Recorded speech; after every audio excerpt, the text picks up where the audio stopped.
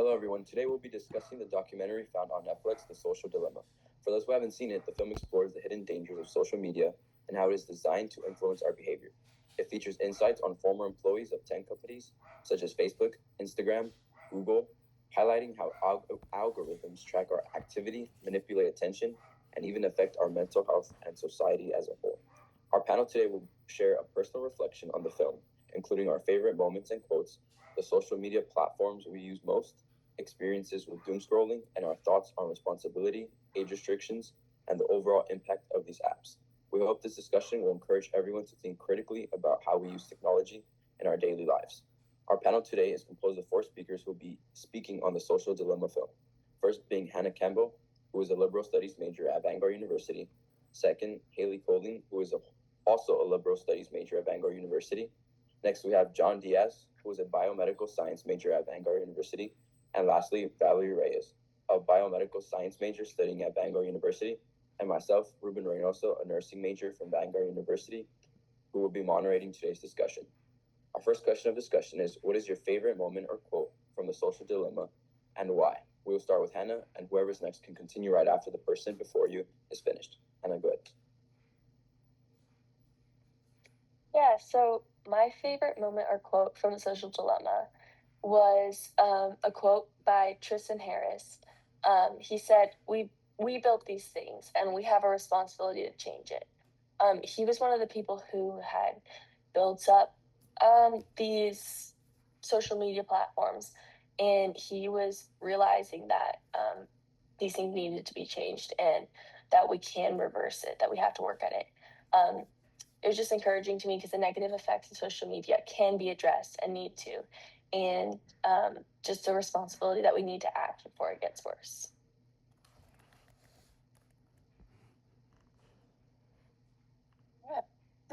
Hi, my favorite quote was, "If you're not paying for the product, you are the product." And that line honestly stuck with me the most throughout the film because it's so simple, but honestly kind of shocking. It made me realize that all the apps that are used every day for free are actually making money off of the attention and our personal data. So watching the film, I never really thought about like how much time and like we're using on these apps and like being tracked. But this quote really like stuck with me, so that was my quote. Yeah, I definitely have to agree with Haley. My quote was also, "If you're not paying for the product, you are the product." It kind of was very eye-opening because it kind of made you realize like there's some sort of a trade-off for, yes, you get this free app, but at the same time your behavior and your activity is kind of constantly being tracked. So yeah, just understanding the widespread effects of this is like really important. And then I'd say for me, the quote that got to me the most was, there are only two industries that call their customers users: illegal drugs and software. Edward Tuff was the one that made this, that said this quote. I thought the quote shows how social media platforms are designed to be addictive, similar to drugs. Edward Tuff was kind of pointing out that calling people users suggests companies benefit from keeping people hooked, and it highlighted the message that tech companies prioritize profit and attention over users' well-being. Okay, our second question, which social media apps do you use the most and why? I personally use Instagram the most. I use it the most because I want to keep up with friends, both through messages and through watching their posts and seeing what is going on in their lives. It has lots of positive aspects like that, like knowing what people are up to. But when I think about it, I think about the negative aspects that are most prevalent in my mind. It's so easy to get addicted to reels and to lose hours scrolling. So it has good things and bad things. I would say I have two like that like compete with each other, but I use Snapchat a lot because I communicate with like my friends with like that face to face, like you're talking to them like not through like a screen, but like you can see their like facial expressions, which I think is like my like main like thing that I like to do. And then I also do like TikTok a lot. Mostly because I get bored really easily, and like to watch a movie, it like takes a lot for me to like sit down and actually watch it. But like with TikTok, I can just like scroll past something I get bored with. So I think that's like my main two. Personally, I use Instagram a lot. That's where I get like a lot of my information from. I know it's kind of bad, but that's where I get a lot of my news from, specifically within like sports and stuff. But as far as like quick entertainment, typically I'll use either TikTok or YouTube. And then I'd say I use Instagram the most. I like to be able to catch up and see what my friends from LA are doing. My family, since my family's kind of spread out. Um, it's also, like John said, it's usually where I get my news from first. It's kind of bad, but usually I get notifications and it's just easier to check the notifications and just it'll pop up, which is bad. But it is the platform that I use the most for these reasons. Awesome. Our next question: when was the last time you caught yourself doom scrolling, and what made you stop? So the last time I was doom scrolling was yesterday, but at the time that I was preparing for this, it was also the day before. But the thing that stopped me was that my roommate threw a chicken stuffed animal at me because she knew that I didn't want to be scrolling. So sometimes that happens, but usually I stop when I get a wave of guilt and I'm just like, what am I doing? And realize I'm wasting my time and not getting the things done that I'm supposed to be doing.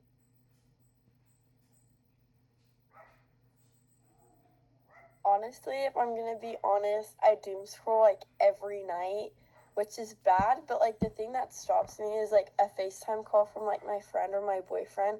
It like stops me from going on my phone, and it like transfers me to just like personal contact, which is good. Or also like if I'm not on a FaceTime call, like honestly, if I just get sleepy, I put it away, which is like good, I guess. I know how to like self control in a little bit.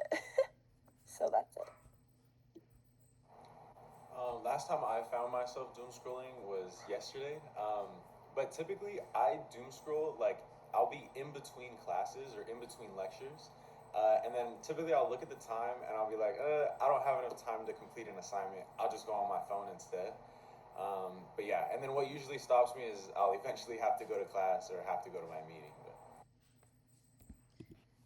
I'm kind of like Haley. I tend to doom scroll towards night. The reason being because I'm usually at school or at work, so I don't really have time to doom scroll between. Otherwise, I probably would be. But one thing that would probably stop me is either I get sleepy or my brothers come in my room and they just tell me their day. So that's me for the most part. Awesome. Question 4: do you think the responsibility to use social media responsibly lies more with the users or tech companies? I think the responsibility of social media use lies with the users and the tech companies. I think that the tech companies should not be creating things that are designed to make people waste their lives.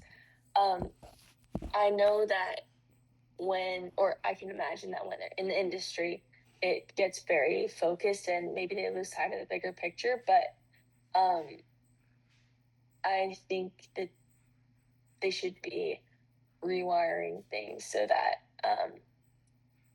people can't spend as much time on it or aren't as tempted to spend that much time.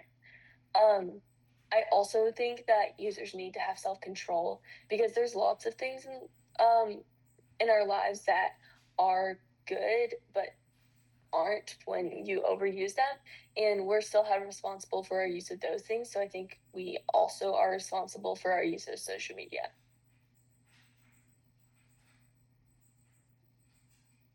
I kind of agree with Hannah on that. I do feel like users do have some responsibility in this because, like, we choose what apps we spend time on, what we post, like, when we post, what we engage with. So, on that level, I do think we have it. Like, we can have some levels of self control and awareness. But after watching The Social Dilemma, it seems like companies do have a lot more power than we think they do, that they design the platforms to be more addictive on purpose using the algorithm, that we don't really fully understand to like use it against us in a way. And I do think that's like kind of unfair because after watching this, we do know now, but like most people like haven't watched this film, like how would they know that these apps are addictive? So I do think it's partially us, but more of the companies at fault. Yeah, I would definitely agree. I think the responsibility is ultimately shared between both the users and the tech companies. Obviously, with their addictive nature, I think that the companies should have a bit more responsibility in sharing kind of what kind of effects can be prevalent with the overuse of social media, especially within the case of our youth. Nevertheless, I do think that with that information, the personal users should use that to make their decision, um, with that being an informed decision that is ultimately best for them. I agree with everyone else. I think it is a shared responsibility. Companies design the platforms that influence, and users choose how much they engage. Um, I do believe that the companies should, kind of relax a bit on how they use those algorithms and designs to keep people hooked. But at the same time, users need to be aware of their choices and their decisions that cause them to be so hooked on this. Users still have control over their screen time, what they follow, how they interact. So, greater responsibility on companies for sure, like John said. They should carry a little more responsibility because they have power, data, and resources. But again, everyone has their own will. So, us as users, we should also be able to have a little bit of that self control. Our next question: given the negative effects of social media, such as addiction, surveillance, misinformation, and impacts on mental health, do you think there should be a minimum age requirement to use these platforms? Why or why not? And if so, what age? Yeah, so I think there should be a minimum age to use social media. I work at an elementary after school program, and I've talked to a lot of kids who, like, when they were going home, I would ask them, like, "Are you excited to go home?" And they would be like, "No, because I go home and I just watch TV, or I'm just on social media." And I'm like, these kids are spending so much time on the internet, and it's I can tell that it's different from how I grew up, the way that they act, and it just makes me sad to see how their lives are being. Um, I mean, there are positives, but a lot of negatives of um, cyberbullying and all these different things, all the effects that were mentioned in the question. Um, yeah, it just feels like some of the kids are losing their childhood.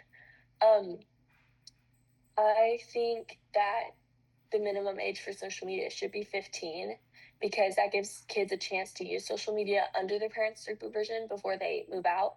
But they also have 15 years to learn how to not be reliant on technology. They learn how to have an imagination and creativity and social interaction. So, yeah, that's what I think. I agree with Hannah. I definitely think there should be an age requirement for all of these platforms. I do think like today in our world that younger kids are acting older than their actual age. Like when I think about it, when I was 14, I was like not dressing how these 14-year-olds now are dressing. So I think that's definitely like something based from social media. So I do think that there should be an age requirement because like Hannah said, like they're losing their like spark as children. Like they're just like going to what trends are and like everything like that instead of having creativity and imagination. So I definitely think like freshman year of high school would be a good age to like start them. Like they're going into a new chapter of their life, going into high school. And I think like not only that, but like now having the responsibility and being old enough to then handle social media and all of like the stereotypes and like honestly just like kind of I feel like they would be old enough at that age to like learn how to go around them. Yeah, I would definitely agree. Taking into account the addiction, surveillance, and overall impacts on mental health that the use of social media can have, I definitely think an age requirement should be implemented. I would definitely agree around 15 or 16 years old. Haley said, right when around your starting high school, I think is a really good point to kind of, I guess, if you are going to introduce them, I think that would be the time to do so. I think children younger than that high school age would be, I would say, more so susceptible to the addictive nature and kind of like the alternative effects such as like cyberbullying. So yeah, I think overall setting up an age requirement would be very beneficial, especially for our youth. I think everyone else has said it perfectly.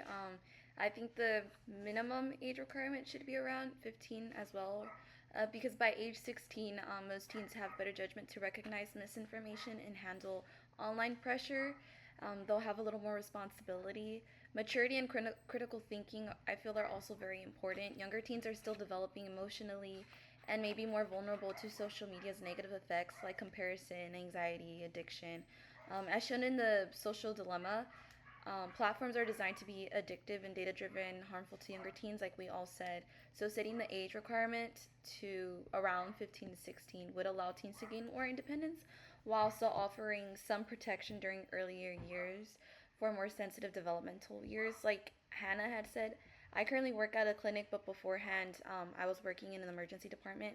And sometimes I would see kids, they would come up to me because I'm a phlebotomist. So they would come up to me and I'd be like, "Are you nervous?" They're like, "No." And then they'll just start saying a lot of like terms and slang, that usually older kids would tend to say. So I think it's more so just protecting them, making sure that they do have that childhood because there's no need to make a child grow up faster if it could be preventive.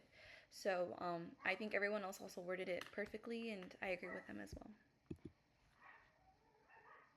And for our last question of today's discussion, if you had to rate the film out of 5 stars, what would you give it and why?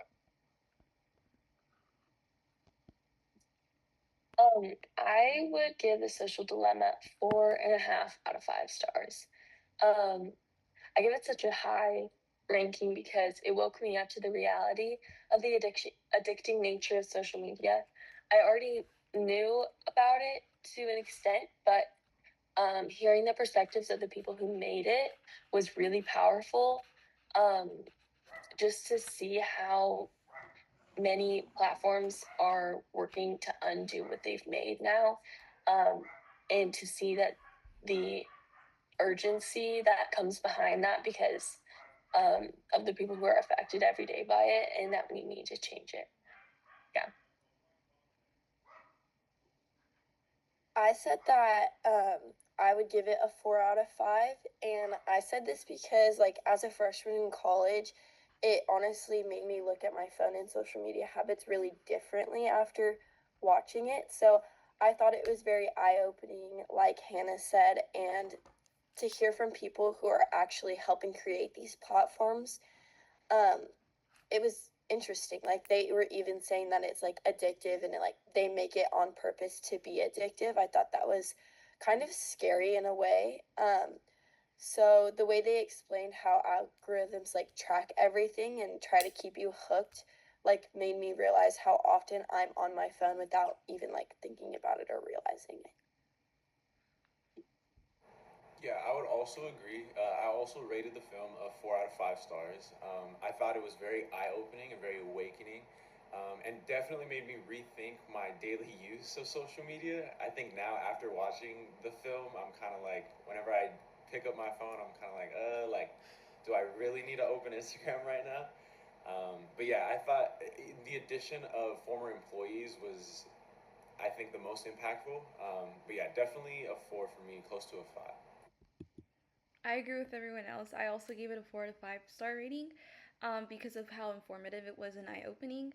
The film really, really explained how they could literally track how you're feeling in the moment, what you're most likely to like and dislike. And I have younger siblings, so whenever I'm with my younger siblings, obviously they don't have social media, but sometimes they'll be like, "Oh, can we go on TikTok on your phone?" So it made me really, really take a step back, and I'm like, "Whoa, maybe not. Like, let's do something else." So I started analyzing not just for me, but for my younger, family relatives that I have. It definitely has an engaging storytelling kind of perspective on it. So it really, really had me hooked on explaining how we're hooked on all of these platforms. So I thought it was really interesting. I didn't give it the full 5 because it could feel a little one-sided at times. It's definitely very, very informative, but I've also would have liked for it to show us like people outside of just those who worked in social media platforms to see like, hey, did you know this? To see like their reactions and to see a little more of what's beyond that, just to get two sides so it doesn't feel like there's a bias. But that's what I would give it. Awesome. I think that's going to wrap it up. Thank you all for joining our panel discussion on the social dilemma. Today, we explored the ways social media affects our daily lives, from how it can be addictive and influence our behavior, to the ways it tracks our attention, impacts our mental health. Our panel shared personal experiences with their most used apps, moments when they noticed themselves getting caught in endless scrolling, and also reflections on the responsibility of both the users and tech companies who designed it. Looking ahead, there's a lot of potential for social media to be used in ways that benefit our well-being rather than just our attention. With awareness, self-control, and thoughtful design, we can shape a future where technology supports us instead of controlling us. Viewers, thank you for watching, and we hope this was helpful and informative. Our panel, Haley, Valerie, Hannah, and John, thank you again for being part of this conversation. We all hope it inspires more mindful and responsible use of social media. Thank you.